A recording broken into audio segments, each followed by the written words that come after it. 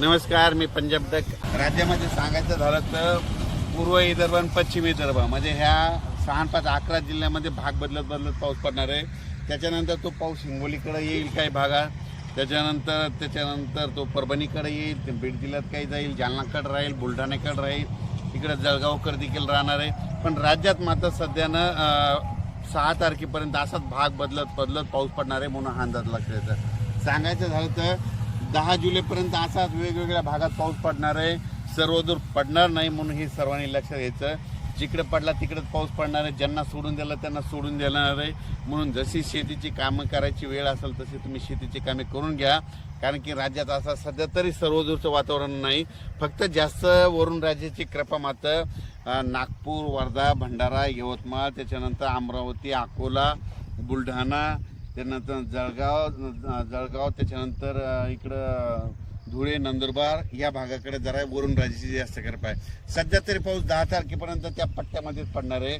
आणि त्याच्यानंतर थोडाफार ते पाऊस काय होईल हिंगोलीकडं, नांदेडकडं, त्याच्यानंतर परभणीकडं, त्याच्यानंतर बीड जिल्ह्यात काही भागात, त्याच्यानंतर नगर जिल्ह्याच्या काही भागात, त्याच्यानंतर इकडं संभाजीनगरकडं, जालन्याकडं, बुलढाण्याकडे असा पडणार आहे म्हणून हा अंदाज लक्षात येतो. पण राज्यात तरी सध्या सर्वदूरचं वातावरण नाही. फक्त विखुरलेल्या स्वरूपातच पाऊस पडणार आहे. भाग बदलतच पडणार आहे. सर्वदूरचा सध्या पाऊस नाही.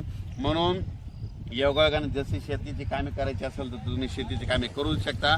आज देखील 3 जुलैला रात्री बघा तुम्ही, आज 3 जुलैला विदर्भामध्ये बऱ्याच ठिकाणी पाऊस पडणार आहे. परभणी जिल्ह्यात देखील पडणार आहे, बीड जिल्ह्यात देखील पडणार आहे, त्याच्यानंतर संभाजीनगरकडे देखील पडणार आहे, लातूर जिल्ह्यात देखील काही भागात पडणार आहे, त्याच्यानंतर धाराशिवकडे पडणार आहे, त्याच्यानंतर सोलापूर जिल्ह्यात देखील काही पडणार आहे. पण सर्वदूर नाही पडणार, भाग बदलत पडणार आहे, विखुरलेल्या स्वरूपाचं पडणार आहे म्हणून हे अंदाज लक्षात येतात. त्याच्यानंतर राज्यात हे जे वारं चालू आहे हे काय होणार तुम्हाला सांगतो. हे वारं कशामुळे चालू आहे तर काय झालं म्हणजे जे 3 कमी दाबाचे पट्टे म्हणजे 3 लो प्रेशर आहेत हे काय होईल की ते नागपूरहून वर्धाहून त्याच्यानंतर इकडून भंडाराहून अमरावती, लगेच बुलढाणा असं करत जळगाव हे MP राजस्थानकडे चालले.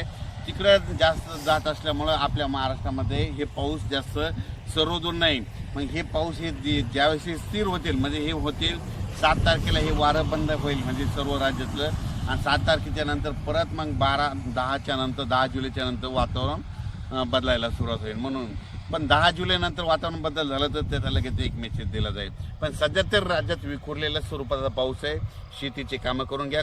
धन्यवाद.